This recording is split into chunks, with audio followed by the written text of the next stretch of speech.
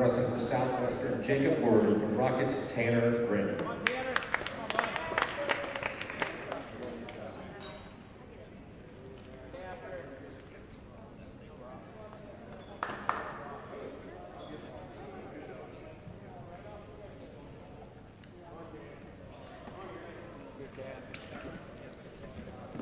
Welcome, wrestling fans who are watching SG Spring Grove Live's live stream of the Southwestern and Spring Grove match, Southwestern Mustangs versus Spring Grove Rockets, for a YAIA competition.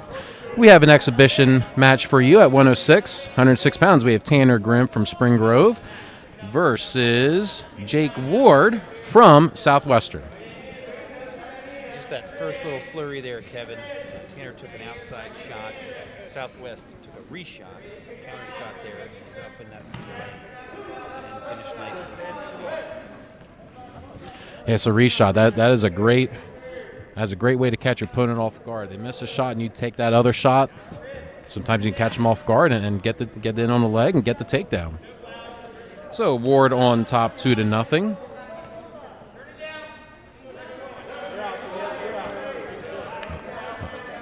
And it looks like Tanner Grimm was trying to escape, but Ward was able to drop down and grab that single leg.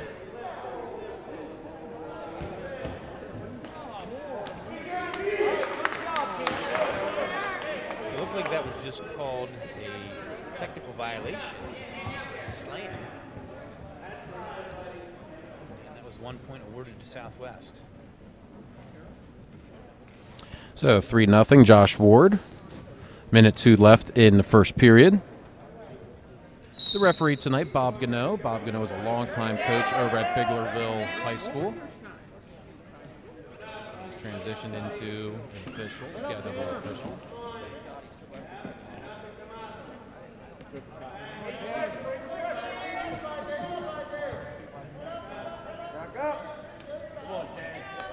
Grimm doing a nice job coming to his feet, establishing hand control.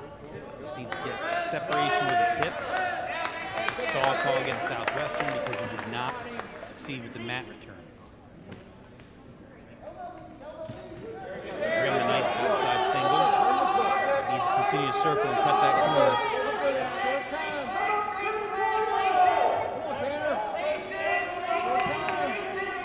Ward doing a nice job getting hip pressure, making Grimm carry his weight there. And we have a stalemate by the official.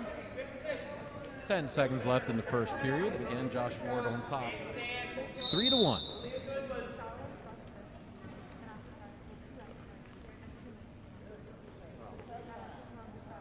When the wrestler shoots in on that single, they got to circle around and finish right away.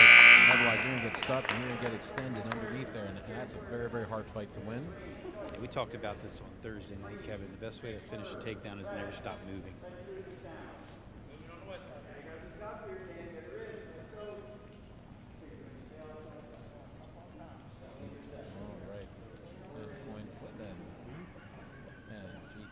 Southwestern chooses bottom.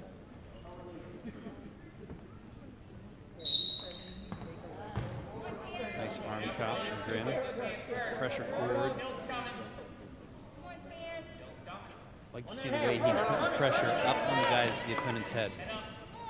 He's got to continue that pressure forward as he just did, driving the man forward.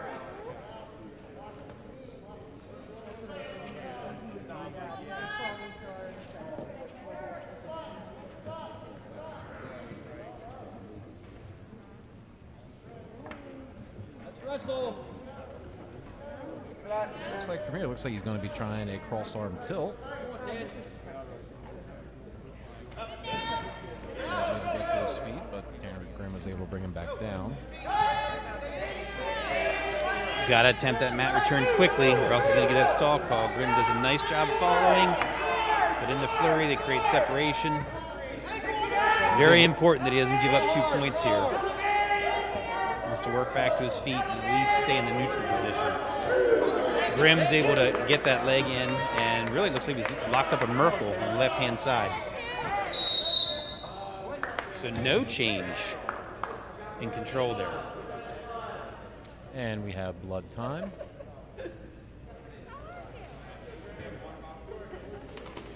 And the way blood time works is wrestlers have they get 5 minutes of blood time allotted per match.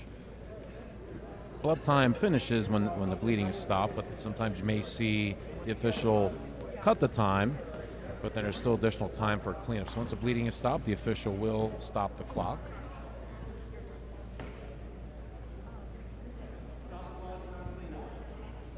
As we have there with the stop of the blood time, now it's just cleanup.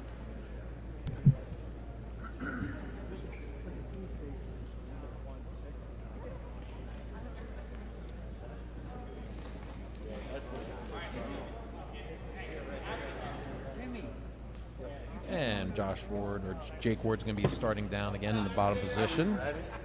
Jake Ward is up 3-1 with 50 seconds left in the second period. Very important for Grimm to hold Ward down this period. If he could score a few back points, that would be huge going into the third period.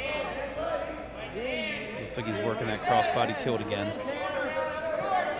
He's got it locked up, just slightly out of position. Come backside, he can pull tilt backside. If he tries to flip him over, he doesn't go. He can dig his legs in and pull him backside. But the key is laying perpendicular. There we go. This is a big deal, Kevin. So he secured 2 back points, tied the match 3-3. Going into the third period, he's going to have his choice. Hopefully keeps the pressure forward. Doesn't give up any points here at the end of the period. He's trying for another tilt. Not quite.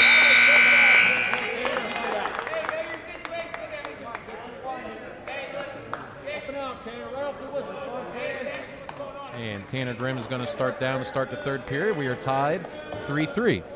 Okay. We are tied 3-3 with Tanner Grimm starting in the bottom position.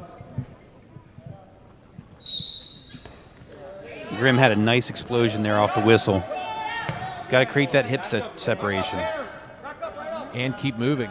He stopped his feet. He stopped moving. You got to keep moving. That was a great stand, a great first move. But he stopped moving. He's establishing hand control on the right-hand side, but getting his own hand control on the left-hand side. Here he's trying to create hip separation, but he's got to clear that arm.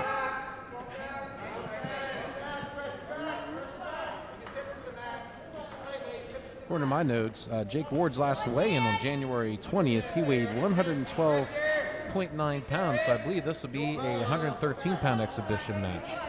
Wrestlers are allowed to move up 1 weight from what they weigh in at. So that's why this exhibition match is able to happen at 113 pounds.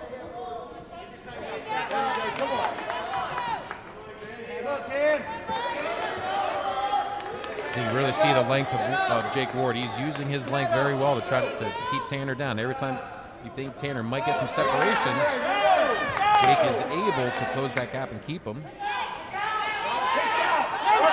Grimm working a whizzer on the left-hand side, now trying to kick out. Ward has already been warned for stalling when he did not get the mat return earlier in the match. That could come into play. Looks like he called a stalemate. It looked like he was on that leg for a very long time. I'd like to see Grimm isolate hand control on the left-hand side as he's coming up here. He got to his feet right away the first time. Let's see if he does it again. And he goes up. Got to separate those hips.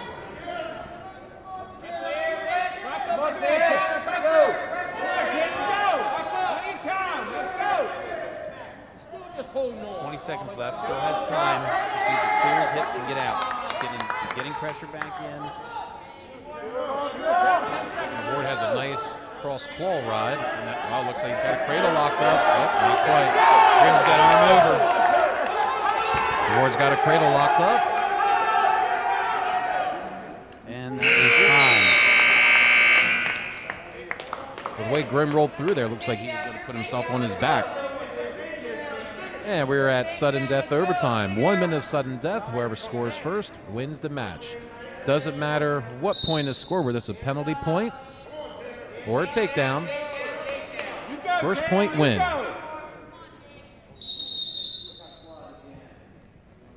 And We have another stoppage for blood time.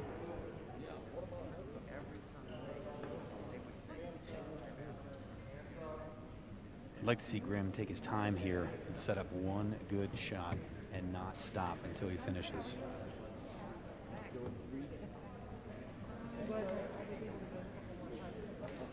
Now, considering Ward's length, if he takes that shot, yeah, as you said, don't stop moving. Maybe a good blast double, because Jake Ward has some good length, and he can really fend off a single leg and get Grimm extended on the mat. My theory is if your setup's good enough, your shot's fast enough, and you finish hard, you can take anybody down.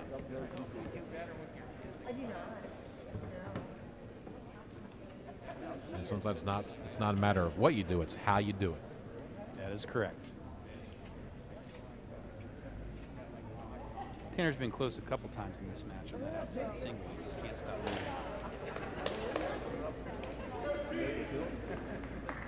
Good, Tanner.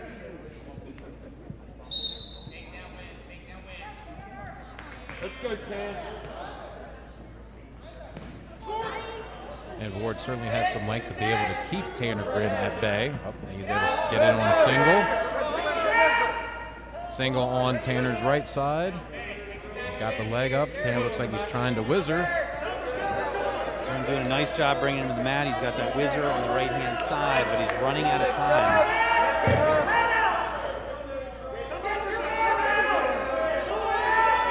Best case scenario here is we get a stalemate. Gotta keep facing Ward. Gotta get his hip up, keep facing. Less than 10 seconds. Did have a hold of the leg to try to hold him off. That was close, ladies and gentlemen. And saved by the buzzer. And the first 30-second overtime. Referee flips a coin. Winner of the coin flip chooses top or bottom. Jake Ward chooses he's going to go down first. Now, Kevin, if you recall, Grimm had a tilt earlier in this match, scored 2 back points. If he can score back points again here, that is a huge, huge deal. Going right to that cross-body tilt, or cross-wrist tilt. Now again, if Grimm scores here, the match is not automatically over. It's not a sudden death overtime.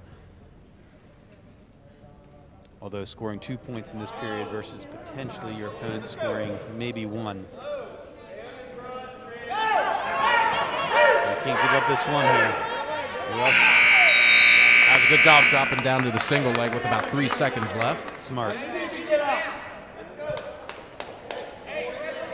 Now Tanner has had a couple quick stand-ups. We'll see if he goes back to that or if he tries a different move. He's got to get that hip separation.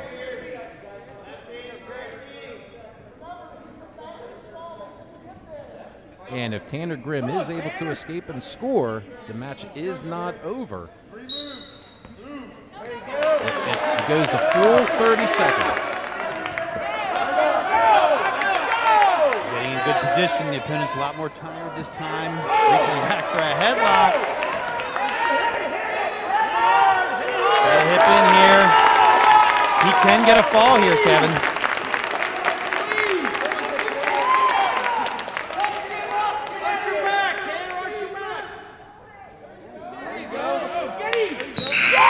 And Tanner Grimm scored the fall right before the buzzer. So we go from a double or triple overtime bout to a fall. And that is wrestling, ladies and gentlemen.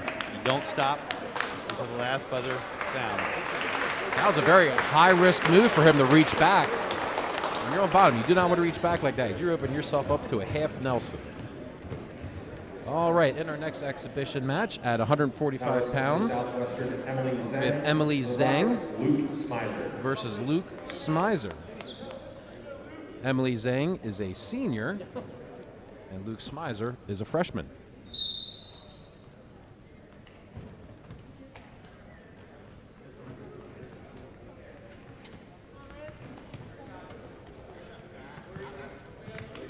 Nice snap and spin. got to watch Luke wrestle against, I believe it was Mannheim Central. And just a really nice job for a freshman wrestling up at a middleweight. Has some nice technique on his feet. Had a couple nice double legs that night. Here he's doing a very good job keeping pressure forward, keeping his opponent flat on the mat. And Luke is a very hard worker, both inside the classroom and in the wrestling room. Gives a lot of effort. He'll give you everything he has, and that's what you have to do in this sport, give everything you have. All right, so we have a 2-0 lead for Luke Smizer, 1 minute and 20 seconds left in the first period. Luke Smizer scoring the first takedown on a snap and spin. He has a half in on the left side.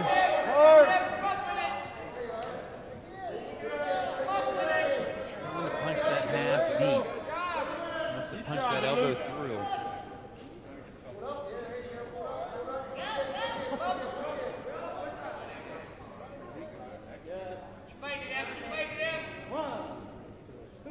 He was driving that half. I would like to see him on his toes as opposed to being on his knees.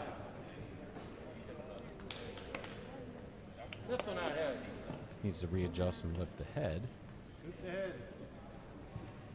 See, his arm's not underneath the head. He's got to get that arm underneath the head and lift it. He's got to just sag back and readjust.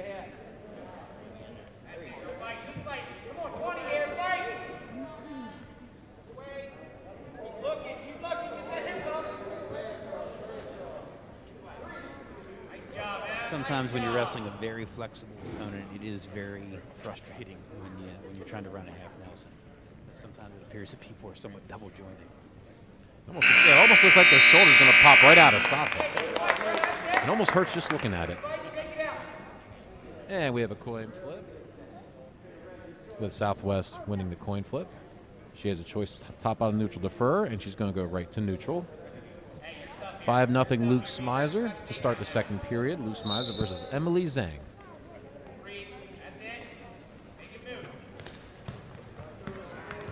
2 takedown for Luke Smizer to make it 7-0. Quick little double, cut across. Another pinning combination that can be really frustrating for the person who wrestling is very flexible is an arm bar.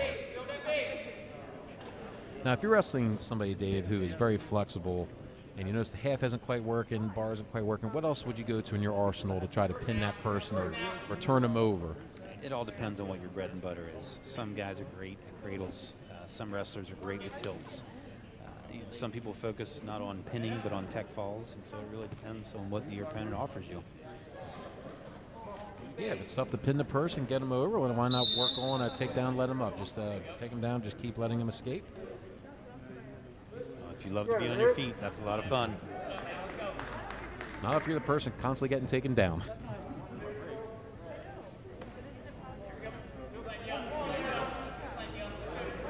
So it looks like Luke signaled to the official that he wanted his opponent to be neutral. So he went to the neutral position. So he had another opportunity for a takedown, which you see there, and he's going to snap and spin again. Well, he was able to score off of Emily's shot. Emily didn't quite take the crisp shot, and Luke was able to snap and spin her around to make it a 9-1 lead with 46 seconds left.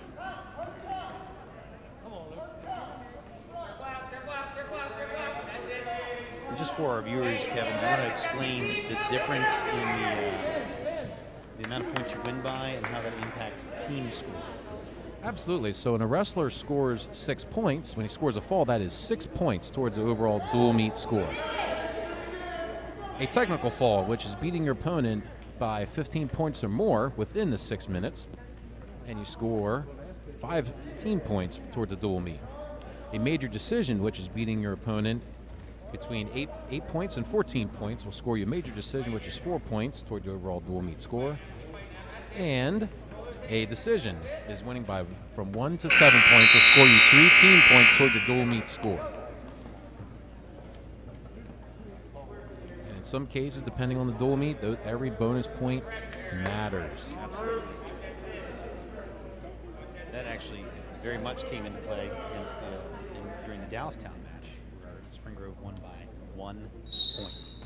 It really came down to the last bout. And when you look at the entire match, everybody on the team did their job. It allowed the match ultimately to be won. Yeah, sometimes your job is just to not get pinned. Sometimes the other team is counting on getting those 6 points, and if you don't give up those 6 points, you saved your team a point, and when it's within 1 point, it proves big. Because what you don't want to do is you don't want to put a match in criteria.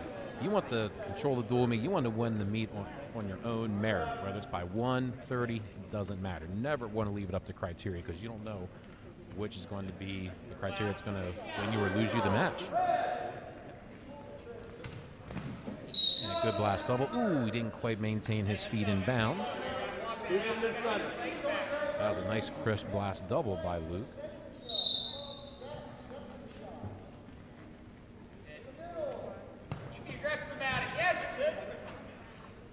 Could hear Coach Herbert yelling to step to the shot. And that's something we've talked about on a few of these live streams, Kevin. So often our wrestlers will take that step, and the step isn't deep enough. So they're not closing the gap. They're not eliminating the distance between them and their opponent. You've got to be able to commit and take that step and continue through them until you finish. As we like to say, 3 feet in a line. And Luke, there he goes. That was a nice near side forward.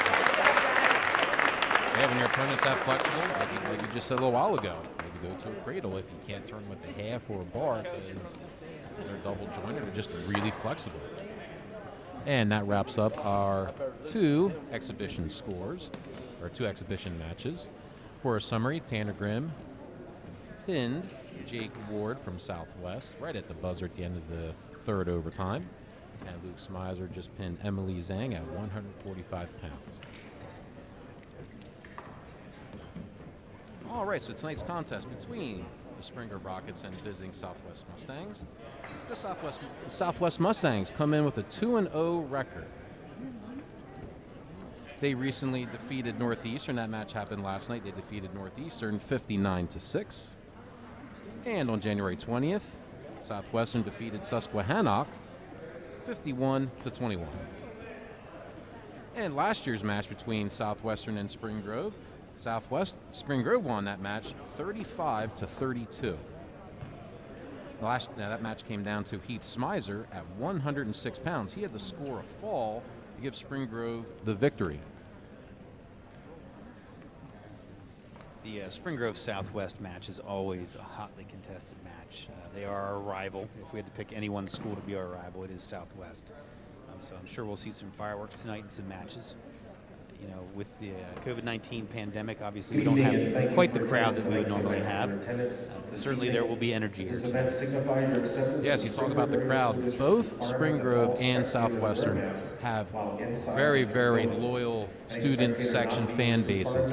And I do have to give a shout out to both Spring Grove's fan section and student section and also Southwestern's student section. You guys make this match a very, very fun one to be a part of, both student sections. Hopefully we'll have everything back to normal next year. Being that we're here this year, maybe next year we'll be at the Southwestern Corral. But hopefully it will be a loud and rocking gym because when we have both student sections just having a blast, having fun, this type of environment with that spotlight down on the mat, it is an intense and incredible wrestling environment. One of the best to be a part of. And Dave, you wrestled in this rivalry many years ago, and also you coached in it. And many years ago now. So what's it like coaching in this kind of environment? In this match, when the gym's packed, everybody is yelling. What's that like as a wrestler and as a coach? Well, the Spring Grove community, bar none, in my opinion, has the greatest wrestling fans and the greatest support for the wrestling community. York County has some great wrestling programs. Obviously, I'm very biased to this one. Coaching in this environment, when the kids are going out there giving it their all, and you see them come out on top and winning, the excitement is palpable. It's just an awesome thing to be a part of. It's something that we're missing right now, but certainly it's great that our kids are competing. We love the fact that our kids have the opportunity to compete, and we're just so thankful that we're here to be able to see them. Yes, it is great to see them compete, not only for their physical health, but also their mental health. It's very important right now. The Rockets of Spring Grove and the Mustangs of Southwest. So we talk about victories. So the last time, and Spring Grove has had Southwest number the last few years. In fact, you have to go all the way back to the 2014-2015 season for the last time Southwestern defeated Spring Grove. Southwestern defeated Spring Grove 39-25 in that dual meet during the 2014-2015 season. So Spring Grove is on a 5-match winning streak against the Southwestern Mustangs. So they're hoping to continue that winning streak tonight. Wrestling at 126 pounds for the Mustangs, Wyatt Hale. For the Rockets, Ivan Vega. Wrestling at 132 pounds for the Mustangs, Sam Dickmeyer. For the Rockets, Bryce Weaver. And another COVID change for this year.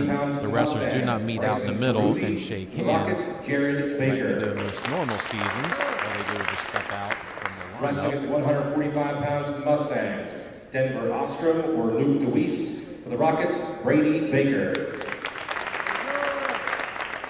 Wrestling at 152 pounds for the Mustangs, Denver Ostrom or Luke DeWeese. For the Rockets, Caleb Bolin. Wrestling at 160 pounds for the Mustangs, Ryan Curley. For the Rockets, Isaiah Mummert. Wrestling at 172 pounds for the Mustangs, Levi Lowry or Owen Reed. For the Rockets, Thomas Dressler. Wrestling at 189 pounds for the Mustangs, Robert Utz. For the Rockets, Teague Conover. Wrestling at 215 pounds for the Mustangs, Aiden Wysocki. For the Rockets, Logan Hurst. Wrestling at 285 pounds for the Mustangs, Josh Marks or Jake LaMartina. For the Rockets, Jeff Borman or Michael Hershey. The Mustangs are coached by Mr. Nate Byrne. The Rockets are coached by Mr. Tyke Conover, Terry Conover, Tony Miller, Tad Harbert, Dakota Lockman, and Kevin Paulus. The official for tonight's match is Mr. Bob Gano. Tonight's match will begin with a 160-pound weight class. Good luck to both teams. Will you all now please rise as we honor America with the playing of the national anthem.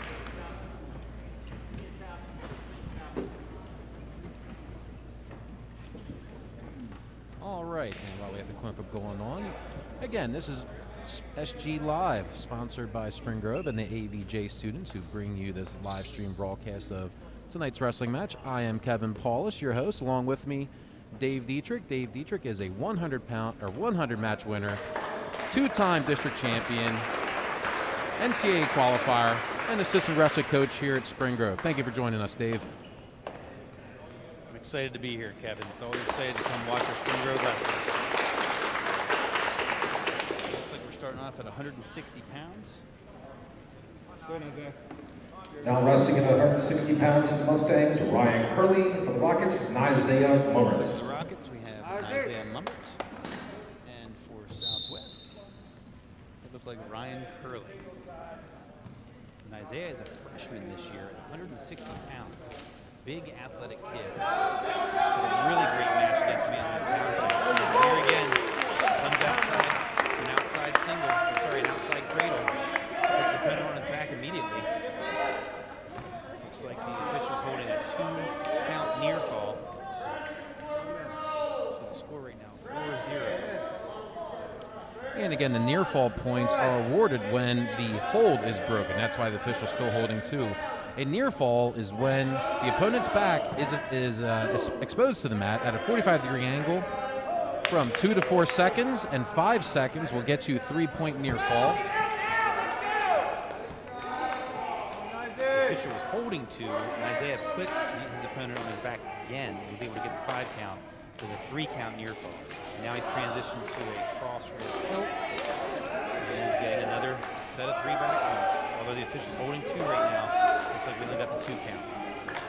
And again, it's very important. You saw Nizy, what he did was he made sure he landed perpendicular with his opponent to make it sort of like a T or a right angle in order to capture his opponent's hips.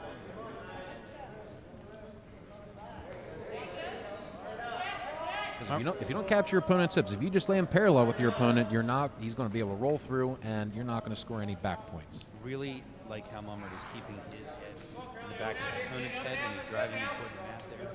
Just doing a nice job keeping pressure forward.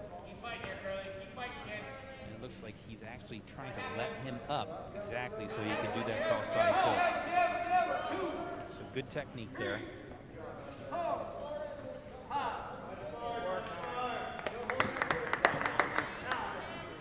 So first period going to end here with a score of 10-0 from Isaiah Mummert, a freshman for the Rockets. That's huge. And he has choice. He's going top. Isaiah's going. He's choosing top to go. He turned his opponent a couple times. He had him in the cradle, turned with the tilt. So he's decided to go top for a second time.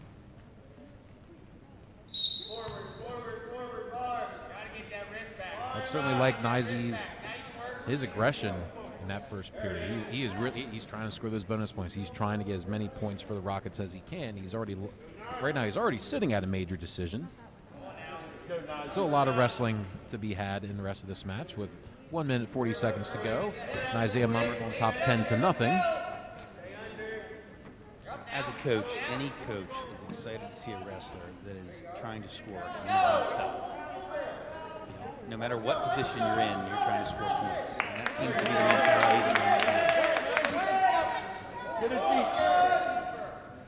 Looked like he was trying to run a half, but just couldn't quite turn. Curly. Doing a really nice job, though, keeping pressure forward, pressure on top. Waiting for his opponent to open up now. Again, he's going to go for that crossbody tilt. There it is. He's got enough of his body in bounds in order to get that near fall count. Got the 3 count and the 2 back points. And both of these wrestlers weighed in at 152 pounds, so they both bumped up to 160.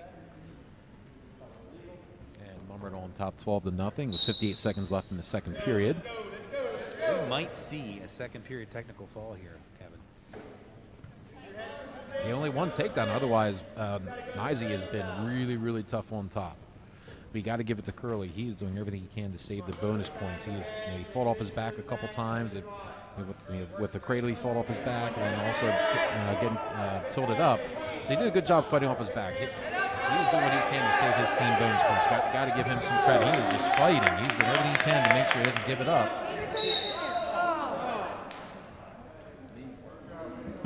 Doesn't look like he got the count for the near fall there. Just not enough of him was in bounds to get that count. So 26 seconds left in the second period. Mummert really looking to pin his opponent the next time he puts him on his back.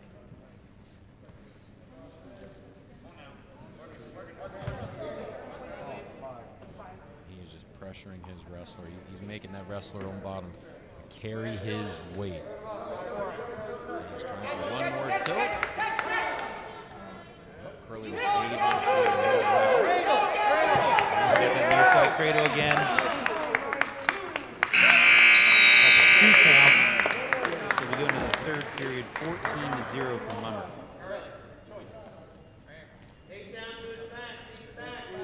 And Coach Murn from Southwestern is putting his wrestler neutral, so if he gives up the takedown, it's a technical fall. It's actually pretty smart for Coach Murn to do that, save his team a point. And the way the match could end with the fall is if Nizey takes him down, puts him right on his back. A simple takedown ends the match. And that's what Coach Connor told him. Feet to back, look for the fall.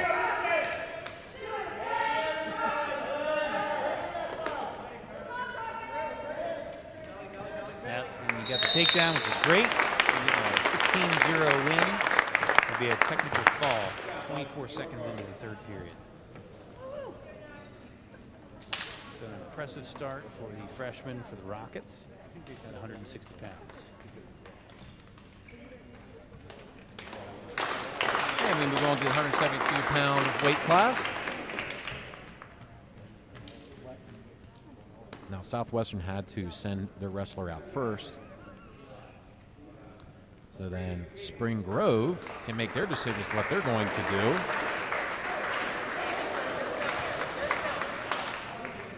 And it appears Spring Grove is going to shuffle their lineup a little bit. They are sending out Brady Schaefer.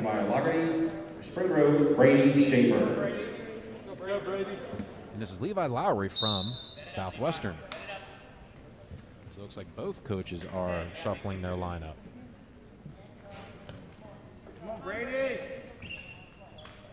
Levi Lowry is a sophomore for the Mustangs, and Brady Schaefer is a junior for the Rockets, coming in at 1-1.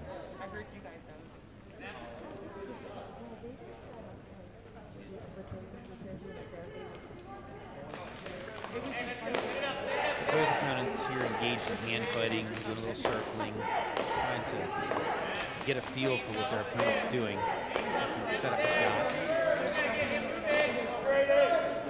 And considering Southwestern's only had 2 dual meets this year, Levi has not been in the lineup. So this is his first live action this year so far, his first match.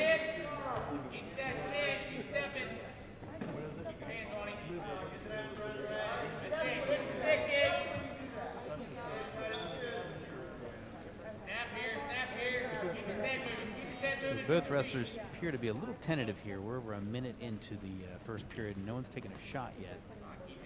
Would like to see them engaged in a little more aggression in the setups, committing to some type of takedown, single leg, double leg. Look in your head position. Keep working good position. Head position matters here. Head position.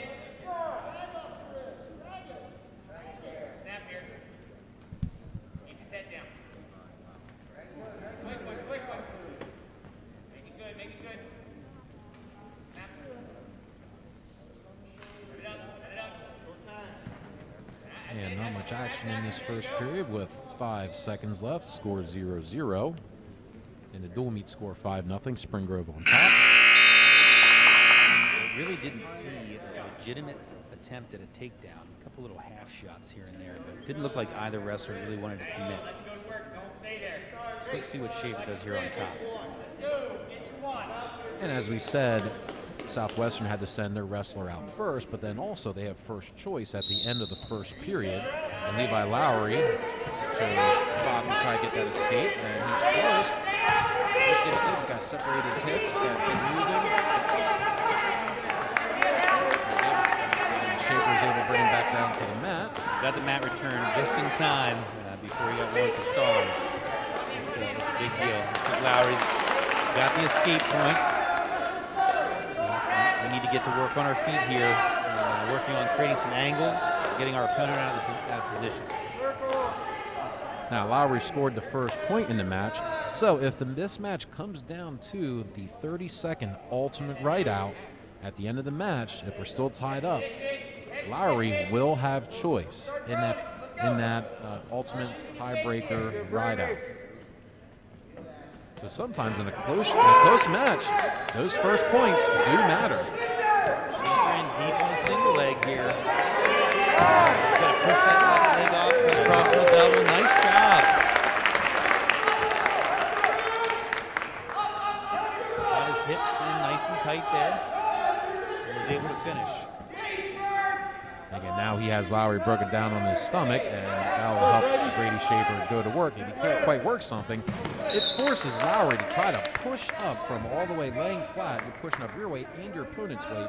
Now's a good drive out by Brady Schaefer. Again, land on your opponent, make him feel your weight, wear him down. Because in tough and tight, close matches like this, some of those little things that could wear your opponent out do become key in the third period. Good explosion from Lowry off the whistle there. Schaefer did a real nice job trapping that far ankle, bringing him down to the mat. I'd like to see him get a little more pressure on Lowry's upper body so that he can't come up. Working Turk. He was hooking half. Half was there for him. Short time now. Let's keep him down for these last 10 seconds. Yes, because Schaefer's going to have choice to start the third period. 3-2. Got to keep him down. Don't give up that air punch point. They need to not give it up. All right, to start the third period, Brady Schaefer from Spring Grove is up 2-1 over Levi Lowry to start the third period.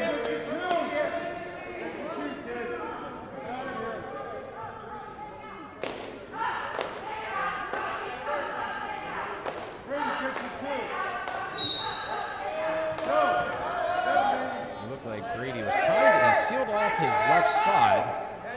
Trying to come up, but Robert's able to break him back down. Schaefer doing a good job of keeping his hands away so he doesn't get his hands trapped tilt. Got to get pressure back in and then create hip separation so he can hip ice and get out and get that one.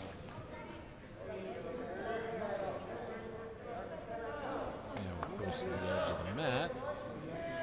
Schaefer working hand control from the bottom. You can hear the coaches yelling hand fighting. And that should be one point here. Yes. Separation at the edge of the mat. Still in the danger zone here, Kevin. Schaefer's up 3-1, 2-point lead, but one takedown would tie it up. I'd love to see Schaefer get another takedown here and seal the deal. Yeah, keep those hands out. You notice his hands are back. I like to see him keep those hands out. That's your first line of defense when you're neutral on your feet. Get those hands out. A match like this, thankfully, no stalling warnings, because those kind of things can come into play. So if Schaefer wants to be a little bit more defensive for this last minute, he could. I'd still like to see him get another takedown. As a coach, it just makes you feel a lot better when a guy's a 4-point lead rather than a 2-point lead. And we'd also hope that experience would kick into play here. With 40 seconds left, there's no reason for Brady to take any unnecessary shots, any unnecessary risks. I feel like his opponent's setting up a throw here. He shot the head down like snap and spin. Southwest took a poor shot into the mat. Schaefer was able to capitalize, snap and spin, get that 2 points, and now he can breathe a little easier. I'm sure Coach Conover's breathing a little easier. He has a bar sunk in on the left side. Oh, and I was able to lip arm out. And with 5 seconds left, Brady Schaefer up 5-1. Good hard-fought match. Wrestled the whole way through the end. Nice reaction on that shot. Way to pull that one out. And your final match scored 172 pounds. Brady Schaefer over Levi Lowry, 5-1 to push the dual meet score, 8-0 for Spring Grove.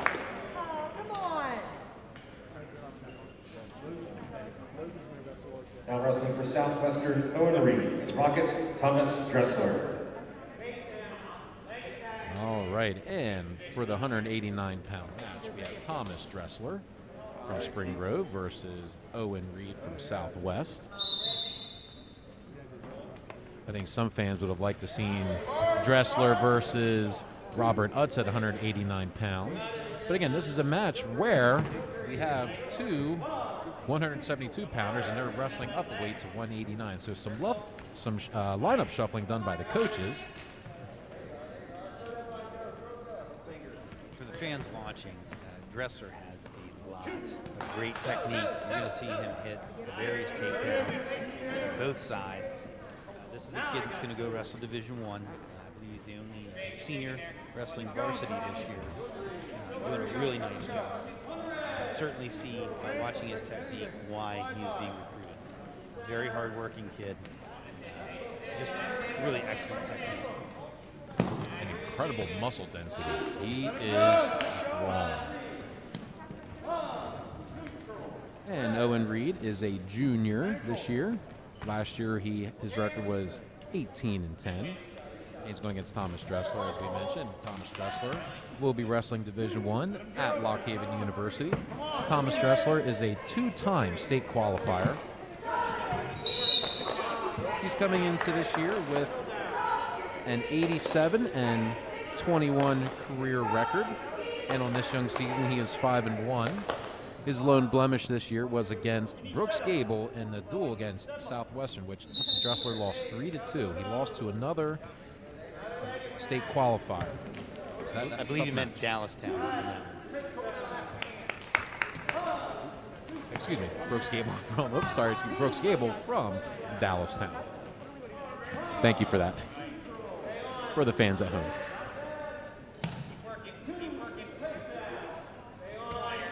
I believe Brooks Gable from Dallastown, I believe he was a district champion last year. So that was a tough match for Dressler. A good match that he needs. And especially in this COVID-shortened season, all tough matches are going to be at a premium. Like, for example, if you look at Southwestern, they're only going to be wrestling 10 duels this year.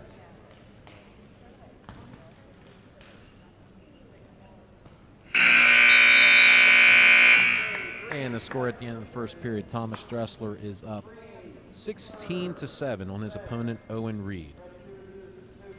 And Owen Reed is going to choose neutral.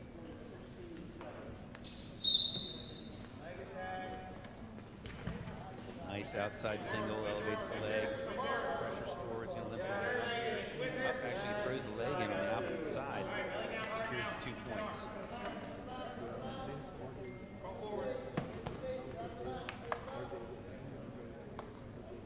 I think also with watching Dressler, not only does he have the technique, but he does have the toughness and the mean streak that is required to wrestle in Division I. He has all the tools to be hopefully successful at the next level.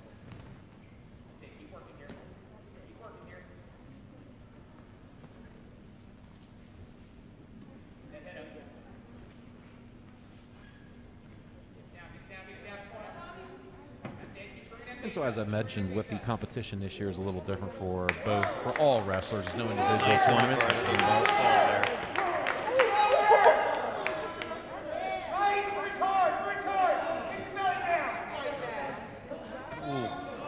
Locked his hands on that double armbar. That is a painful position to be in. Releasing that, readjusting, just trying to get the pressure down on his shoulder. And Dressler scores the fall. So Dressler, I believe, also is in our Army ROTC. He started this past summer.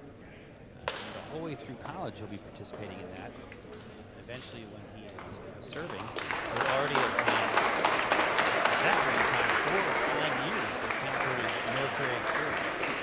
It also helped to pay for his college career. So, what an amazing opportunity for students. And just Now wrestling for Mustangs, thank you, Robert Tony, for Foots. your The Rockets, Teague Connor. Wish you all the best. And thank you for that, Dave. And yes, thank you, Tommy, for your service, and any and all service members out there. All right, 215-pound match. But again, we have a couple of wrestlers. Both these guys weighed in 189 pounds, and they're both wrestling up. We have junior Rob Utz from Southwestern versus sophomore Teague Conover. Again, Utz is a junior. Last year, he went 30-8 for his sophomore campaign, and at 182 pounds. And as a sophomore, he placed 6th in the District 3 individual tournament. Again, a young wrestler wrestling against a bunch of juniors and seniors. Rob certainly has some toughness in him. And he scores a takedown, near side cradle. Oh, he's got Conover on his back. That's a tough spot to be in. Got to break that grip. As cradle. That's has kind of his legs. Really challenging spot to fight. And that scores the fall at 102 of the match. Bringing the dual meet score 14-6 in favor of Spring Grove.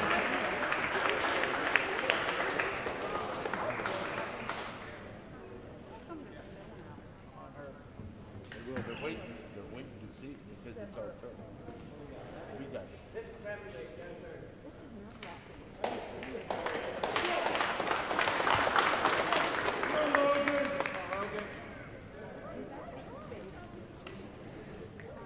Now wrestling for the Mustangs, Aiden Wysocki. For the Rockets, Logan Herbst.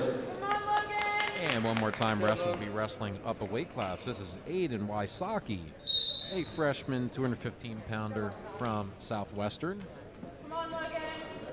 versus Logan Herbst, junior 215-pound wrestler. Again, both wrestling at the 285-pound weight class. So we have two big, strong kids here. I've seen the numbers that Logan puts up in the weight room, and he is a powerful kid. And speaking of Logan, Logan is coming into the season with a 18-17 career record, and his record on this season is 5-1. And Logan is also the starting center for the football team. Love to see Logan put a little more pressure on that head snap. Oh, there's a nice outside single. Some good movement from two 215-pounders. Really explosive, quick reaction time. Generally, you don't see that kind of quickness and escapability from 215-pounders, but Wysocki did a nice job on that escape. A lot of athleticism for both wrestlers here. Generally in the upper weights, sometimes the nickname for the upper weights is called the Dancing Bears. These guys look like they're a couple of middleweights going at it. Herbst did a nice job there. Outside single, which is a great move for bigger guys. Just not quite finishing. Now he's looking for a head chance or loses that. I'd like to see him stay a little bit lower on that leg as he cuts across for a double leg finish. Wysocki was able to fight out of that last flurry with the whizzer, preventing Herbst from being able to take him down. But again, you see the athleticism and the quickness from these guys. It reminds me of like a couple like 150, 260 pounders. 3 seconds left at the end of the first period. I'd like to see in neutral, I'd like to see Logan go back to that outside single and cut across. I think he can finish that. Great defensive wrestling from the Southwest opponent there, Wysocki.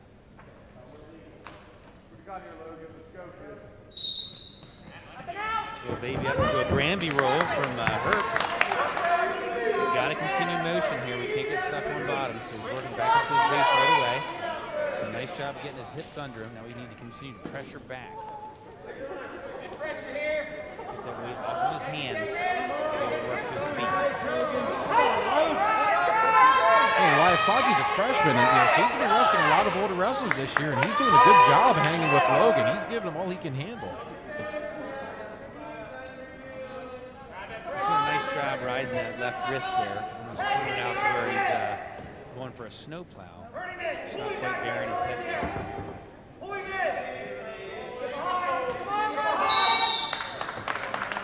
And we have a stalemate with 1 minute 14 seconds left in the second period.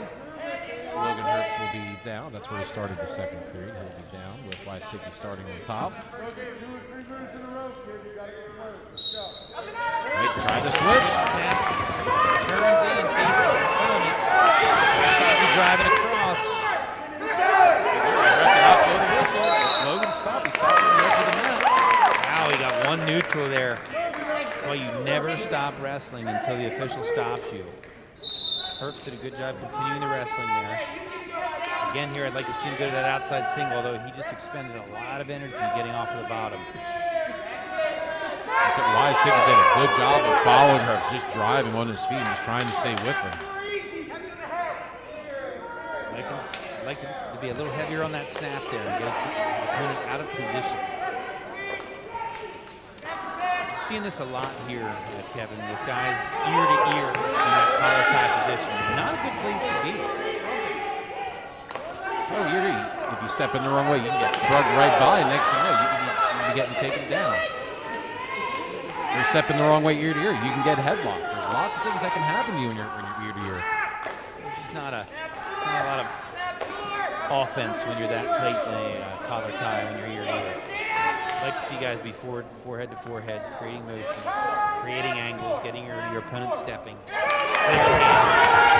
And 3 seconds left. Logan doesn't want to give up this at the end of the period. On the edge of the mat, no. That was close.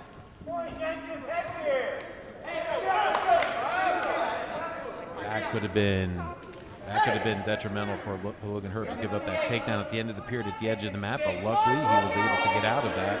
He's still keeping a 1-0 score. Wysocki starting down on referee's position, third period. Logan on top. Dual meet score 14-6, and individual match score 1-0. Really in favor of Logan Herbst. Really no first move off the whistle from Wysocki there. Logan went to a claw and then ended up breaking down the left-hand side here. Work cross wrist. Has that wrist underneath. He's got to keep pressure on the upper body there and not let Wysocki work back up. Nice little cross face on top, looking for that far arm. He's going to be over top of the arm like that. He better keep pressure forward, not let his opponent come up. These guys stay under the arms or near the wrestler on top. If you're over the arms, a lot of bad things can happen. A lot of moves the bottom man can do to try to escape or reverse you. Herbst has a bar on the left-hand side, gathering up the wrist. Got to take big steps. If he can get back points here, this would be huge with a minute left. He's too far out of bounds. So close. So 52 seconds remaining at the restart here. Both guys look like they're pretty winded right now. This is where it comes down to heart. And you saw Wysocki moving his shoulder a little bit. Logan Herbst putting in a little bit of pain with that. Good first move from Wysocki there. Explosive off the whistle. Herbst in bad position here. He recovers. Oh, he got caught with locked hands. So it's a tie score. Now Wysocki gets another point. It should be up 2-1. With 32 seconds left in the third period. That was a big sequence. Herbst needs a takedown. He goes to the outside single. Can he circle? He's got to keep moving. He's going again. He's shot. He's got to keep that motion. Snap, spin, snap, spin. Does he get the 2? He does. Wysocki did not need to take that shot. He didn't have to take that shot there. He gave up the takedown. All Logan needs to do is just hold him. 6 seconds left in the period. A lot of heart there at the end of the match for Logan Herbst. Kept coming with the offense there. As you said, Kevin, Wysocki took a poorly timed shot, and Logan was able to take advantage of that for the win. So congratulations to Logan. Both wrestlers for a hard-fought match. Wysocki, as we said, Wysocki not need to take that shot. With that comes experience. That type of experience will come later in Wysocki's career. He's only a freshman. And from what we saw there, it looks like he might have a bright future in this sport. He looked very confident. Very athletic kid. Very athletic kid. And a big kid for a freshman. All right, we are wrapped around to the lightweights. For Southwestern Mustangs, we have Dan Pierce. He's a freshman, and he's going against sophomore Levi Snyder. Levi brings in a 31-12 career record. Nice little high crotch there from Levi. Switched off and finished. Riding a claw. Now, Levi was able to actually kind of reverse growth. He actually wrestled 113 last year, and now this year he's down to 106. As we'll say, reverse growth. Very rarely do you see wrestlers go back a weight class, and he was able to do that. I wish I could reverse growth myself, Kevin. I haven't seen my wrestling weight for the last 25 years, I think. That's okay. I was just happy to see my feet this morning.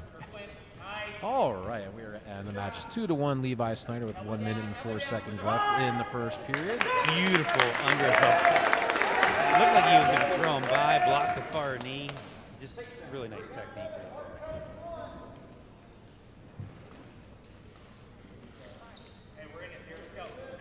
Looks like he's working that crossbody tilt again.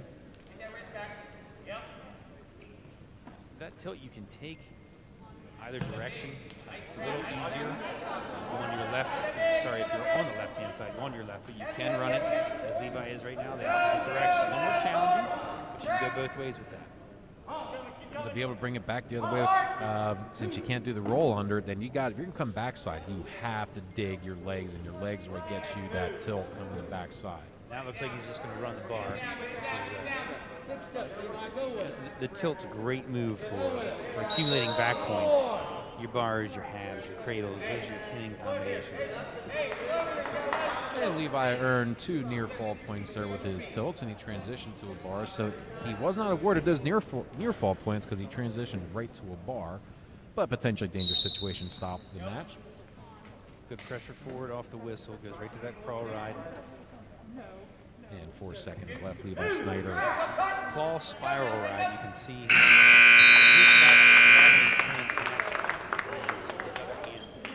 the thigh. Really just trying to torque the guy. Pretty much spin him around in a circle until you drive him into the mat. And Pierce had choice. He deferred to Levi Snyder. Levi Snyder's going down to start the second period. Up 6-1 and dual meet score 17-6. Spring Grove with the overall dual meet score lead. And Levi tried a couple of moves. Looks like he tried a short sit and right to a stand up.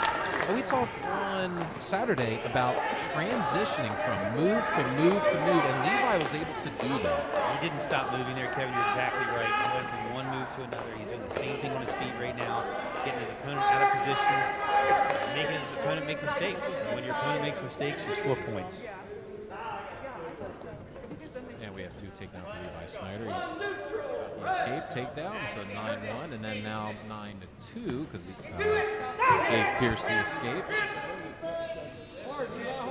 Snyder doing a great job keeping pressure down, using his hips, making the opponent carry all his weight.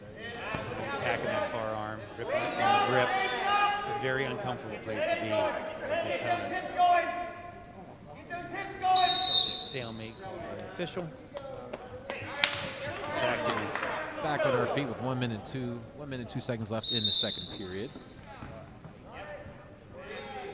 Pierce just not quite getting the penetration on his shot there. Snyder actually awarded the 2 there. He was able to sneak that leg in, locking that Merkle that we saw in the first match. Took his opponent almost to his back there.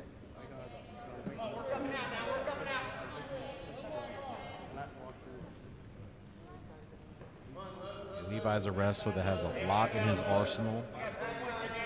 You see he's trying to work tilts for some more falls, but he's very tough with an arm bar. He's got the tilt locked up, but he didn't quite get the 45-degree angle for at least 2 seconds. And it looks like Pierce, he's not giving it up. Yeah, Pierce doing a nice job staying off his back there. I would imagine Levi's going to transition to another type of turn at this point. And 4 seconds left in the period.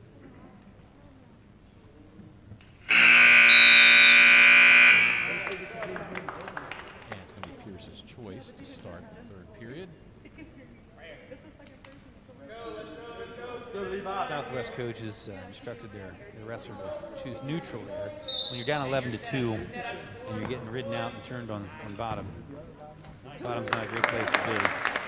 Looks like Snyder's going to go to work on his feet right now, though. Take down, let him up, score some points, and go for that technical fall.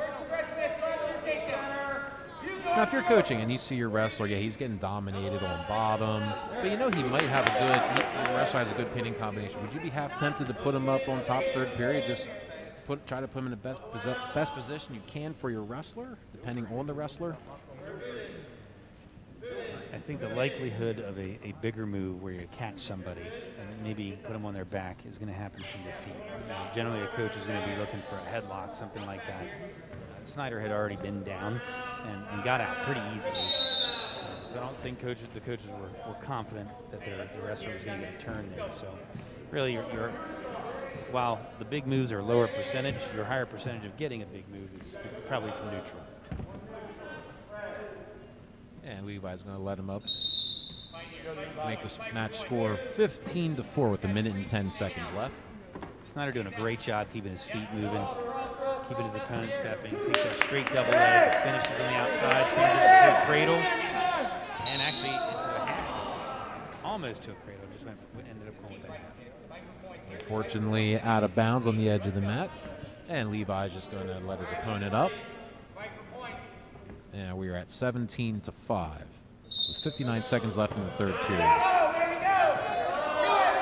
Nice quick low shot by Pierce. Nice quick low shot. Snyder doing a nice job defending the takedown, although this is going to burn a lot of time off the clock.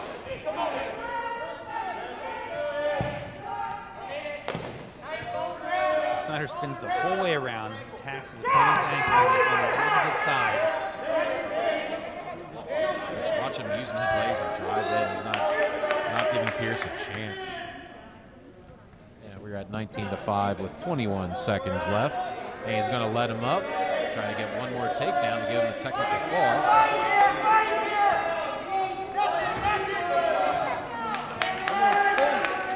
It's actually 10 seconds left here. See if he can cross-face hard, break that grip, and get the two. Almost. He's got to step over that leg, and he runs out of time. So 19-6, major decision because of the 13-point difference there. So it's 14 points for Snyder. And that brings Blue Meat score to 21-6 for the 113-pound match coming up. Now wrestling the Mustangs, Josh Marks of the Rockets, Braxton Rice. And we have Josh Martz from Southwestern versus Braxton Rice from Spring Grove. Josh Martz is a senior this year, and in the two matches, he is 2-0 this year so far.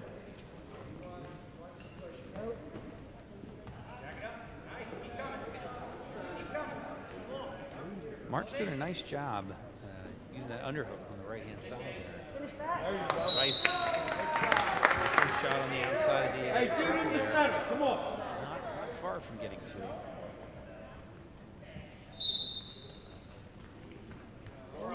And Josh Martz did not wrestle in the dual meet last year against Spring Grove.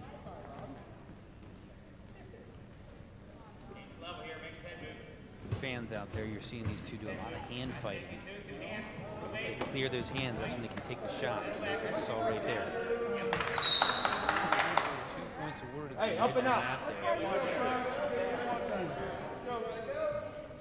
Plenty of time, boy. Plenty of time.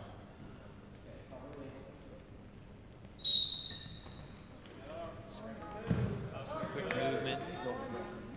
On Rice's part, little Granby attempt there. Mark's did a nice job following. Back return, Rice right back up to his base. So we see continual movement here. That's what we should see on the bottom at all times until you score. I'd like to see Rice get low, separate his hips, try to get some separation between him and his opponent. And this has been a long time that they've been on their feet. Yeah, And there's a stall ball. And still up on their feet.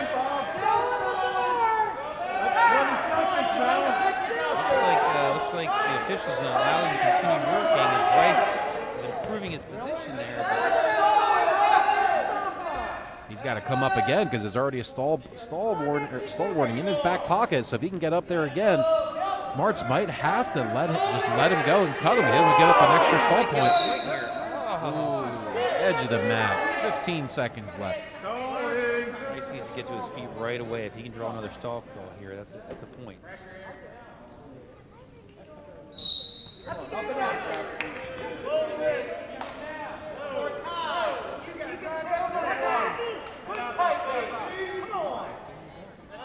I'd like to see Rice just try to explode up right on those feet as soon as that whistle hit. You know, you have that stall call in your back pocket. Get up on your feet.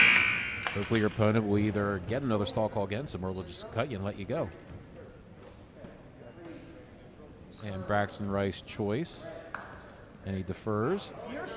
And Martz is going to choose neutral to start the second period. 2-0. Martz on top of Braxton Rice. Right, nice little double-leg shot by Rice there. Drives through, finishes. No, he doesn't finish. Martz somehow gets his hips away. Looked like he had a whizzer in. Looked like from this end, looked like he also had the whizzer in as well. Get your elbow back. I'd have to watch that one again, Kevin. I was pretty certain that was going to be 2 there.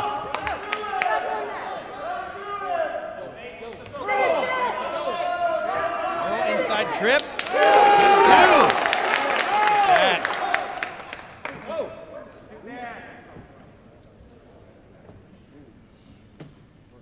Looks like the referee is holding 2. No, he's not. No, only a 1 count. Looks like just his hand on the mat from this angle. It almost looked like he was holding 2. I was like, wow. But all right, Braxton Rice evens the score. Scores a takedown, makes it 2-2. 1 minute, 15 seconds left in the second period. And Martz is able to get the escape to make it a 3-2 match. Your shot again.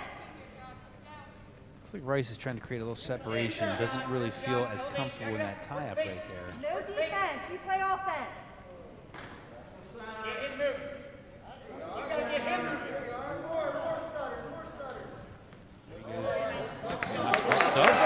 Nice.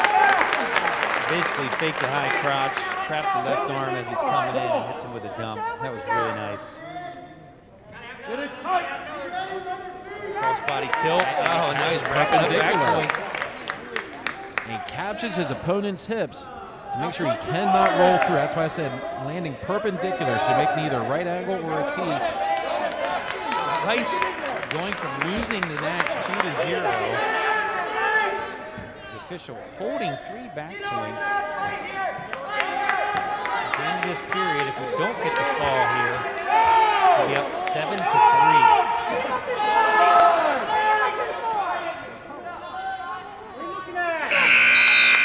So a huge turn of events in that period, Kevin. We started out down 0-2, and we're up 7-3 after 2 more minutes. And he has choice.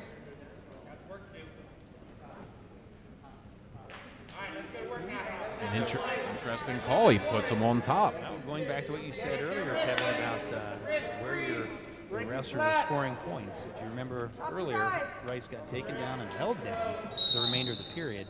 And when he was on top, he scored back points and actually had multiple pinning combinations. So he was able to transition from a tilt to a bar. Let's speak right, of bars. right Here away, he he's goes. back into a bar. Nice and slow taking it over. Really called the pin. Wow. And the fall at 4 minutes and 16 seconds for Braxton Rice. To make the dual meet score 27-6. You totally have overtaken me this year. I said to Tim, she is now the crazy mom. And that's going to Now wrestling bring us to a Mustangs, 120-pound Caleb match. Roberts, Rockets, Heath Smizer. I know, tell me about it. So earlier we saw Luke Smizer wrestle in an exhibition bout. Heath and Luke are cousins.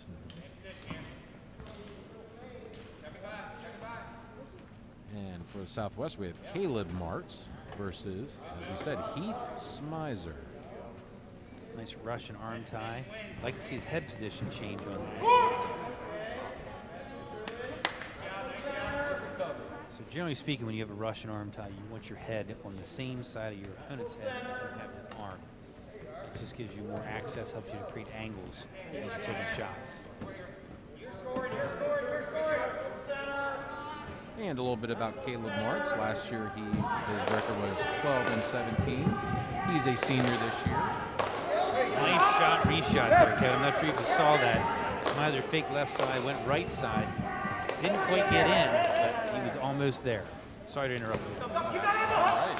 Hey, when there's action, go ahead and call it.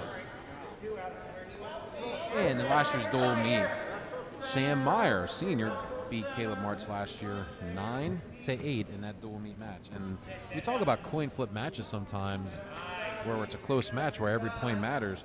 Well, that's a match where the Spring Grove wrestler won 9-8. When you look at last year's box score, it was 35-32. So those swing matches, close matches like that, when you're that close of a match, it matters. Pete Smizer, last year's starting winner, 6-pounder for Spring Grove.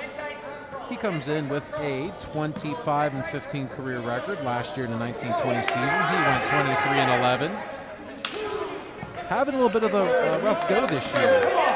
Pete's record is 2-4, but he's had some tough opponents this year. Well, that was just a nice exchange right there. Martz ended up finishing a takedown. Smizer immediately transitioned to a switch, was able to get the reversal, and tied the score up 2-2 with not a whole lot of time left in the period. So that's a big deal coming out of that period, 2-2 instead of 2-0.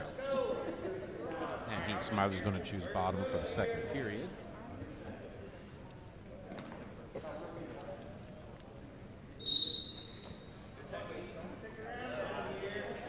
As I said, Heath Smizer's he's had some tough opponents this year. Against Dallastown, he lost that match 3-2 to Zach Lookenball. Another beautiful switch, transition right to a crossbody tilt. And it goes from being down 2-0 to once again, after this tilt, looks like it's going to be 7-2. So a huge turn of events here.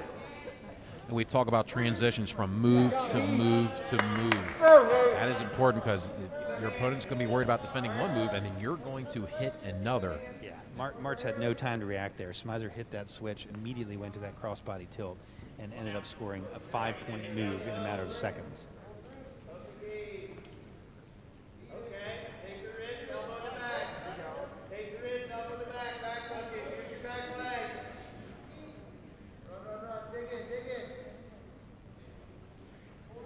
And with 1 minute left in the second period, Heath Smizer up 7-2.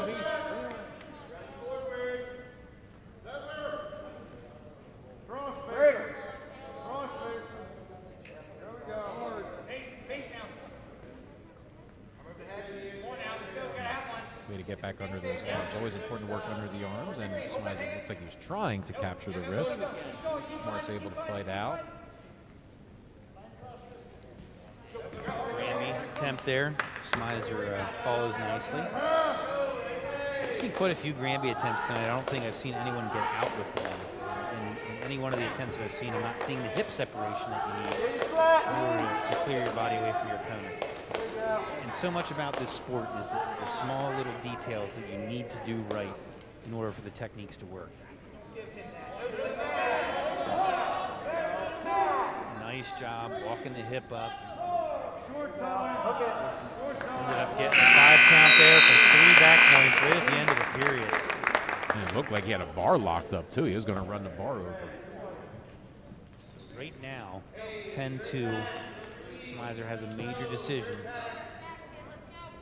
Coach Conover wants him to continue to widen this lead.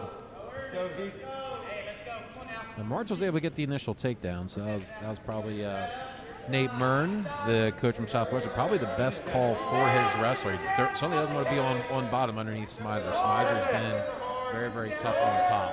A nice outside single on the part of Smizer, though. Coach is yelling for him to table the leg so that he's going to put that leg up on his near thigh. Puts a lot of pressure on the opponent's leg and helps to finish that. And we have potentially danger stopping the match. It's one of the responsibilities officials has is to prevent injury in a wrestling match. And so when they see wrestlers in dangerous positions, they have to make that call, even if somebody's in position to score. That's sometimes not a popular call when it comes to the opinion of the coaches, but ultimately the safety of the wrestlers is paramount. Well, not only to the opinions of the coaches, but how about the rabid student sections that each team would have if this was a full gym? So Smizer on an outside single on the opposite side, so great to see him shooting on both sides of the body.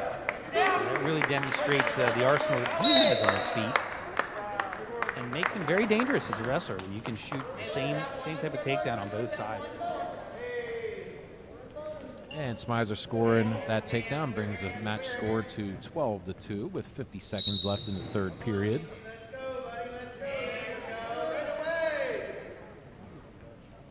Go, Harry!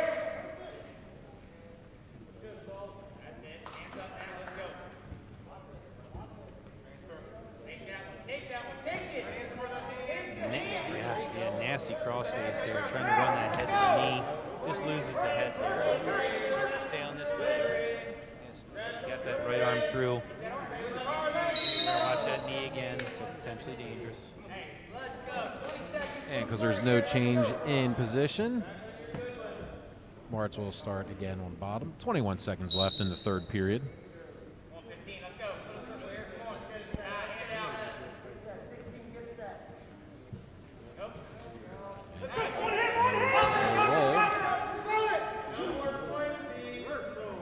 And Martz is able to hit a Granby roll to get a reversal with about 5 seconds left in the third period. Smizer still maintains the major decision for the bonus point. So you're telling me I looked down to check my phone for 1 second and I missed the one successful Granby roll of the night. Yes. Good gracious. The distraction of technology. Okay, so that brings us 8 matches through the dual meet. And due to COVID protocols, the maintenance staff will now sanitize the wrestling mat. Kevin, I'm glad you brought up the maintenance staff, the custodial staff. During the pandemic, the amount of responsibility that's been placed on them has been huge. And they have done just a phenomenal job. You see out in that Mr. Stiles, head of facilities and maintenance, one of our other workers spraying the mat out there with the foggers, disinfecting things. They're an awesome team. We're so happy with the work they're doing. I can't say enough positive about them. In addition to that, I also have to give a shout out to our AVJ team. I know you gave them some praise earlier, but I just look at all the students that are running the cameras for all of these matches, for the basketball games, the swimming events.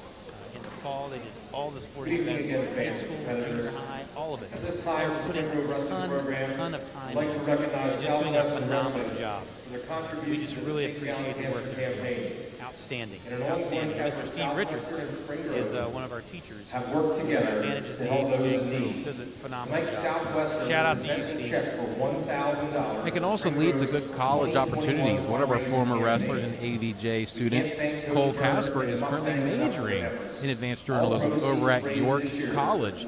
So, again, big kudos to Steve Richards for helping prepare students in the field that they really have a passion for. Absolutely.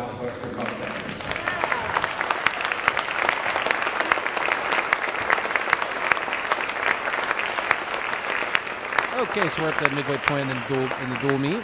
We started dual meet at 160 pounds, in which Nizy Mummer scored a technical fall over Ryan Curley, 16-0, to make the dual meet 5-0. There were many great items to be Brady won. Schaefer eked out a victory against his opponent at 172 pounds, 5-1, make the dual meet 8-0. 189 pounds, Thomas Dressler from Spring Grove scored a fall to make the dual meet 14-0. At 215 pounds, Robert Utz scored a fall over T. Conover at 1 minute and 2 seconds to make the dual meet score 14-6. At 285 pounds, Logan Herb scored a 3-2 decision over his opponent from Southwest, 3-2 to make the dual meet score 17-6. At 106 pounds, Levi Snyder, major decision, his opponent from Southwest, 19-6 to make the overall dual meet score 21-6. At 113 pounds, Braxton Rice scored a fall for the Rockets at 4 minutes and 16 seconds to bring the dual meet score to 27-6. And our last match that we just had before the break, Heath Smizer scored a major decision over Caleb Martz 12-4 to bring the dual meet score to 31-6. Now, normally the Spring Grove and Southwestern match is our takedown cancer match of the evening. But due to COVID, that has been pushed back to the match against Dover, second Saturday in February. Now, you can still help out for the cause for the Heather Baker Foundation to keep fighting cancer. Go to the Spring Grove Wrestling webpage, Spring Grove Wrestling Facebook page. And you can make donations. You can enter yourself in for a raffle. I believe the prize that's up for grabs right now is a Yeti cooler. And those things are supposed to be incredible. I don't have a Yeti, not yet, but apparently you could put a bag of ice in a Yeti cooler in 100-degree heat over the summer, and you'll still have ice 7 days later. It's supposed to be incredible. So if you want to earn yourself or win yourself that Yeti cooler, donate for the raffle. See if you can win it. All proceeds go towards the Heather Baker Foundation. The Takedown Cancer campaign was started by Spring Grove. I want to give a shout out to our old friend and former coach Joe Rhodes. The Takedown Cancer benefit was started in honor of Joe Rhodes' wife, Deb Rhodes, when she was fighting breast cancer way back in the 2009-2010 season. It's been 11 years since, and Deb Rhodes is healthy today. Breast cancer is in remission. So eventually, what happened? Well, what started off was T-shirt sales to help give the proceeds to the Rhodes family in their fight against breast cancer. Eventually turned into the Heather Baker Foundation, which again supports families that are fighting breast cancer. Cancer is one of those entities that does not discriminate. It doesn't care who you are.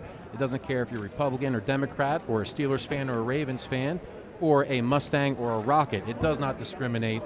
We all have one common enemy, one common goal, and that is to fight cancer.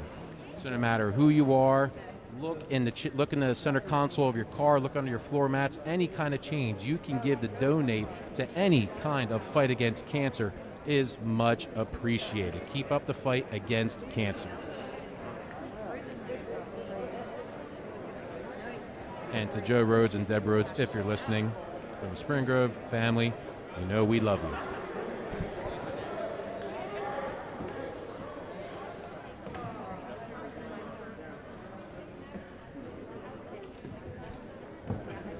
Okay, so as I said before at the beginning of our broadcast, Southwestern comes in with a 2-0 record. They defeated Susquehanna 51-21 on January 20th, and they also defeated Northeastern last night by a score of 59-6. Spring Grove brings in a 5-1 dual meet record. Their most recent win was against Manheim Township Blue Streaks. That happened Saturday night, 33-21. But Spring Grove's marquee victory so far this season, and for Tyke Conover's young coaching career, was a big, huge match that Dave Dietrich alluded to earlier, where Spring Grove won 27-26 over Dallastown in the YAIA Division I dual meet. And that was Spring Grove's first dual meet against Dallastown since the 2017-2018 season. Dallastown has had Spring Grove's number the last couple seasons, but Spring Grove was finally able to break through and score a big, big dual meet victory. Some other action for the Rockets this season. In the first weekend, they hosted the Rocket Duels. They defeated York Suburban 54-18. And in their second dual meet of that duels contest, they lost to Hempfield 48-15. Hempfield last year took Cumberland Valley to the brink. They lost to Cumberland Valley 33-30 in the district team tournament.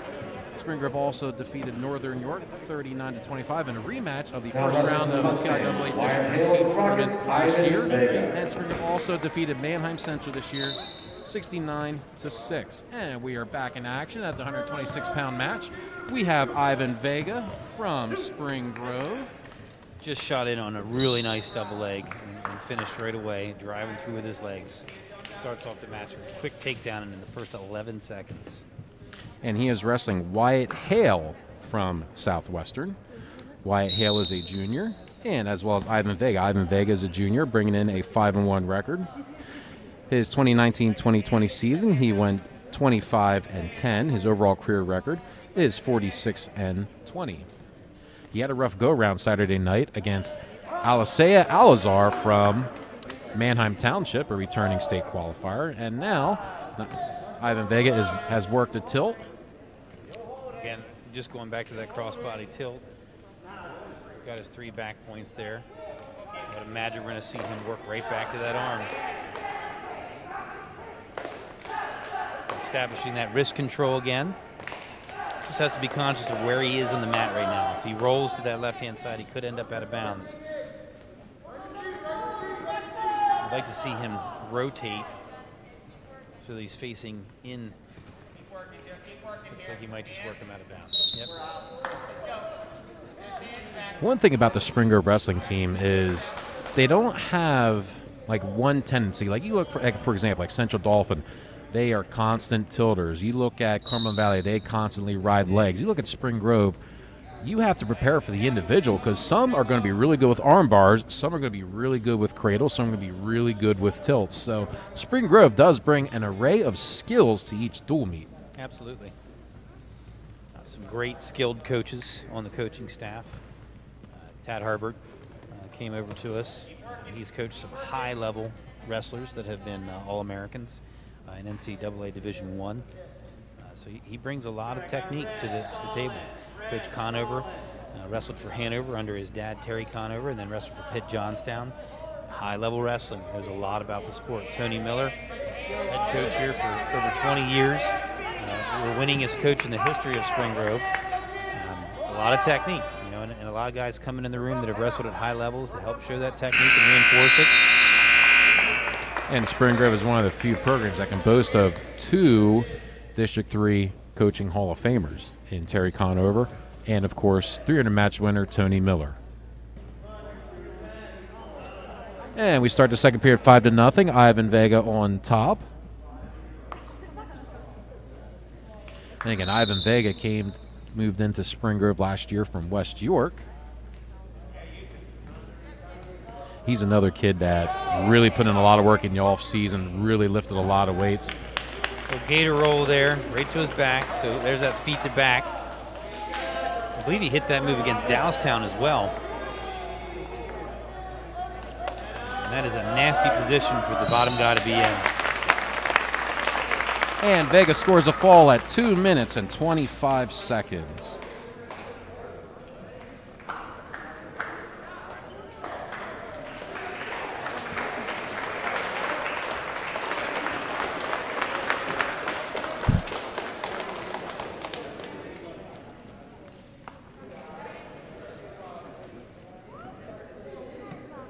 Wrestling Stouthman, Sam Dickmeyer. Rockets, Bryce Weaver. And at the 132-pound match, we have Sam Dickmeyer, a sophomore from Southwestern. He is wrestling Bryce Weaver, junior from Spring Grove. Nice heavy snap from Weaver there.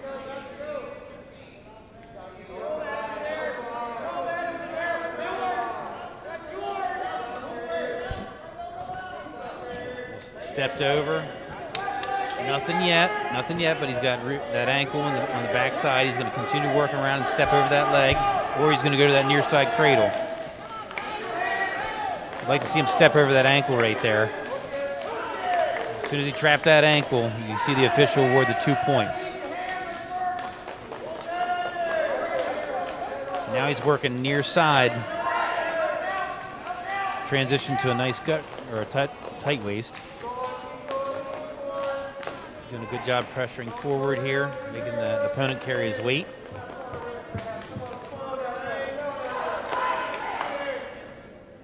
Really working that tight waist. You can almost see him reaching up and around and grabbing the opponent's spine.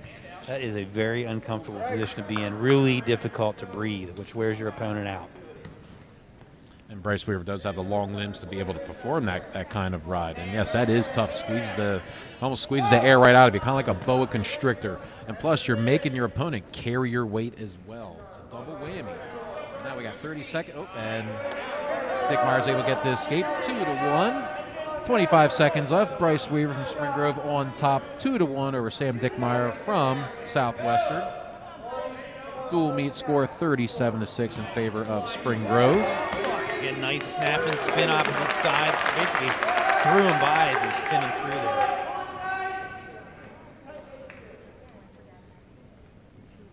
Short time, riding that tight waist. Smart first period by Weaver there.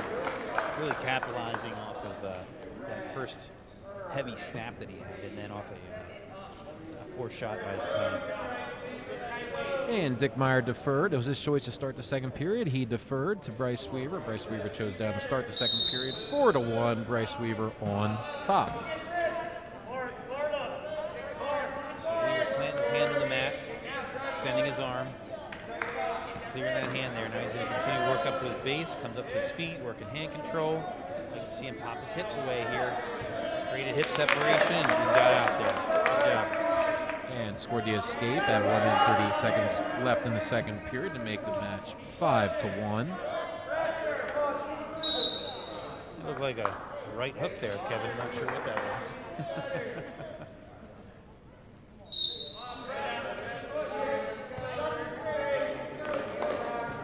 Nothing wrong with a little aggression and toughness in this sport. So a lot of hand fighting happening right now. Weaver didn't step into his shot. We talked earlier about the importance of stepping into your shot. He just reached and then he just didn't step in. You always got to step into your shot to get your opponent off balance, but then also you're putting your shoulder into their gut. Again, this sport is a sport where you want to put your opponent in some pain. I'm not saying hurt your opponent. Don't misconstrue the words, but what I'm saying is in this sport, you want to put your opponent in pain and almost break them down mentally, because this sport is both mental and physical. Momentary discomfort. That's what we call it. I like that better. Weaver doing a really nice job though with his counter wrestling, working that front head and arm, keeping his opponent's head on the mat as he's spinning around and getting those 2-point takedowns.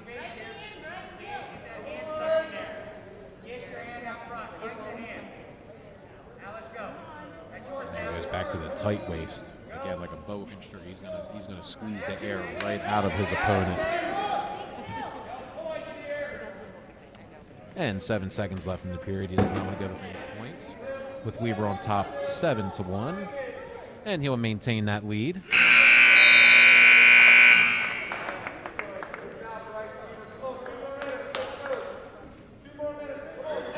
And Nate Mern from Southwestern putting his wrestler on top. He's putting Dick Meyer on top to start the period.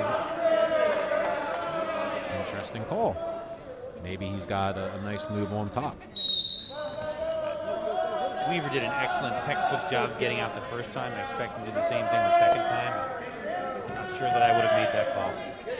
And Weaver's got to squat his hips, get some hip separation. Oh, and he reached back. Reach back, trying to do a little hip whip there.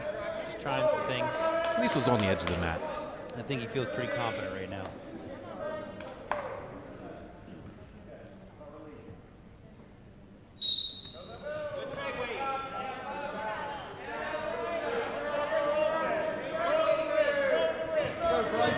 Good in his base, staying strong in there, coming up to his feet. I like the way he sealed off his left side Doing with a nice that job elbow. fighting hands, creating hip separation. Textbook. He was very patient in his approach there. Just stayed in good position the whole way up. Gets in on that outside single. Looks like he's going to finish and get this 2, if not 2 and back. Going back to what you said earlier, Kevin, I would like to see Bryce step a lot deeper on that shot. That said, he does have those long limbs too, and if you can get hands on that leg, you get a takedown. I think one other thing that works in Bryce's favor is that he's in such phenomenal shape. I know him and his dad do a lot of running, so Bryce, he's going to have a motor that is not going to stop. That's another thing that's important in this sport, being in great, phenomenal shape, and Bryce is certainly in great cardiovascular shape. Bryce comes from a family of runners to the point where I get updates on runs that they do on holidays where I'm focused on stuffing my face. I know, I come from a family of eaters, so I wish I came from a family of runners. And Likewise. and Dick Meyer tried to switch, but Weaver's able to fend it off. We have 15 seconds left in the open. Dick Meyer's able to get one escape. So the score is 10-2. No points scored here. Weaver will get the major decision. No point, right? And your final match score, Bryce Weaver from Spring Grove, 10-2. Nice match there.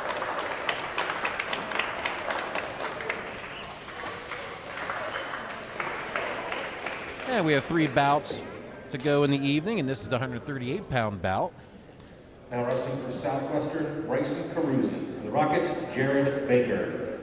And we have Bryson Carusi from Southwestern Mustangs versus Jared Baker from the Rockets. Bryson is a senior this year, and last year in the 1920 campaign, he went 7-9. Jared Baker, last year for the Rockets, went 8-5, and so far he is 3-2 on this young season. A lot just happened in the first 10 seconds there. That should be unsportsmanlike. It's going to be a point for Green. Good call on the official's part. A little extracurricular activity out there and out of bounds, completely unnecessary. I do believe, though, in that first 10 seconds, there were about 10 different takedowns that were attempted, and a lot of aggression happening there.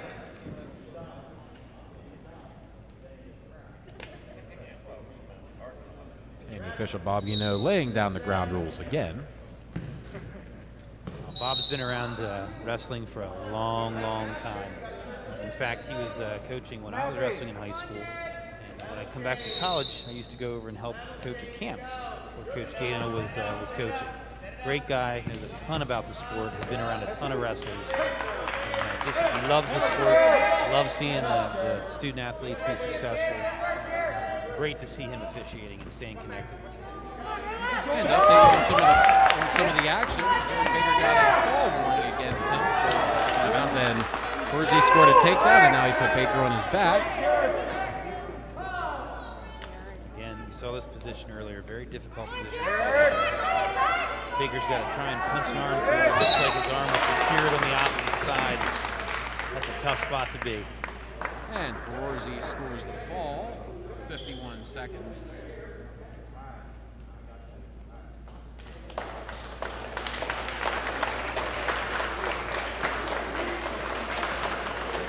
So a fall for the Mustangs brings the dual meet score to 41-12, and we're at the 145-pound match. Now wrestling for Southwestern, Luke DeWeese. Rockets, Brady Baker. And we have Luke DeWeese from Southwestern. He is going to be wrestling against Brady Baker. Luke DeWeese is a junior. Last year going 4-15. He's going to be wrestling against Brady Baker. No record from last year. And Brady is 1-4 this year. A lot happening again here. My gosh, I don't know where to begin there. Beautiful first shot by Baker. Tried to attempted to finish in a double leg position as the opponent went through another flurry, ended up in a headlock on his back and was fighting off here. And just another very uncomfortable position. We got to watch that elbow on the. Almost looked like his opponent has a Kimura there. And DeWeese scoring the fall at 42 seconds of the first period over Brady Baker. Bringing the dual meet score to 41-18 in favor of Spring Grove. Final bout of the evening, Caleb Bolin will be wrestling for Spring Grove.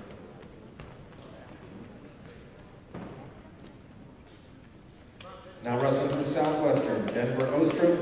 For Spring Grove, Caleb Bowman. And for Southwestern Mustangs, Denver Ostrom.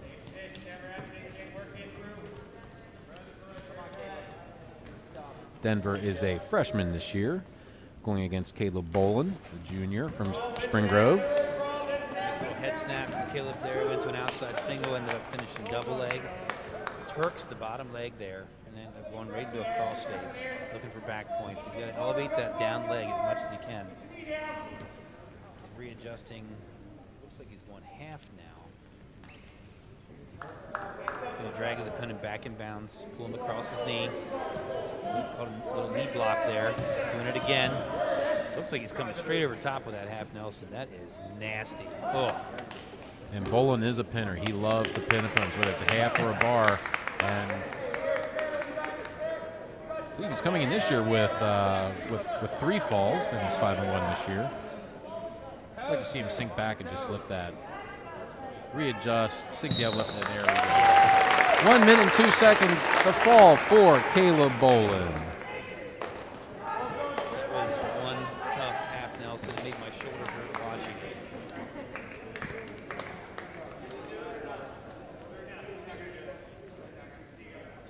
And because of COVID protocols, we're not doing the line handshakes that we normally do traditionally at the end of the match. And your final score of the evening, Spring Grove 47, Southwestern 18. And to bring you again a match summary, we started the dual meet off 160 pounds. Nizy Mummer scored a technical fall, 16-0 at 4 minutes 24 seconds to bring the dual meet to 5-0. 172-pound match, Brady Schaefer from Spring Grove scored a 5-1 decision to bring the dual meet score 8-0 in favor of Spring Grove. 189-pound weight class, we had Thomas Dressler, returning state qualifier. He pinned Owen Reed from Southwestern at 3 minutes and 16 seconds to bring the dual meet score to 14-0. 215 pounds, Robert Utz scored a first period fall over T. Conover, 1 minute and 2 seconds to bring the dual meet score to 14-6. 285 pounds, I actually saw a really high octane match for a heavyweight match. Logan Herbst scored a 3-2 victory in his match against Wyasicki from Southwestern.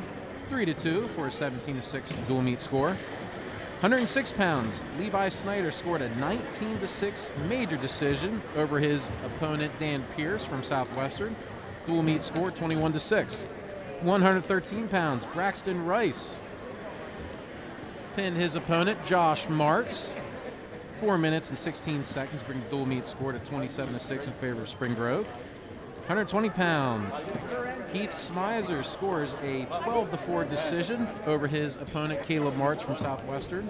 12-4, bring the dual meet score to 31-6. 126 pounds, Ivan Vega pinned his opponent 2 minutes 25 seconds to bring a dual meet score to 37-6. 132 pounds, Bryce Weaver scored a major decision over Sam Dickmeyer from Southwestern, 10-2, dual meet score 41-6.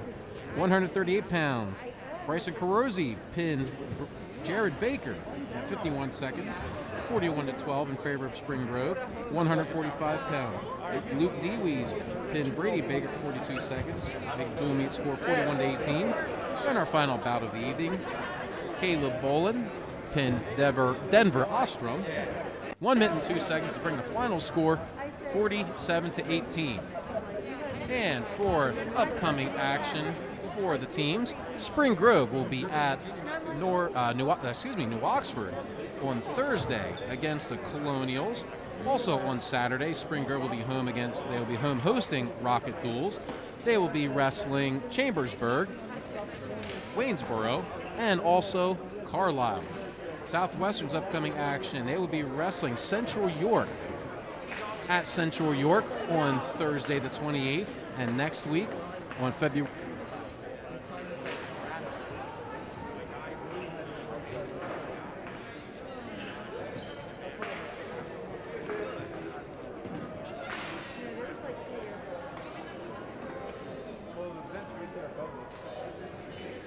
Have a great evening, everyone. Thank you.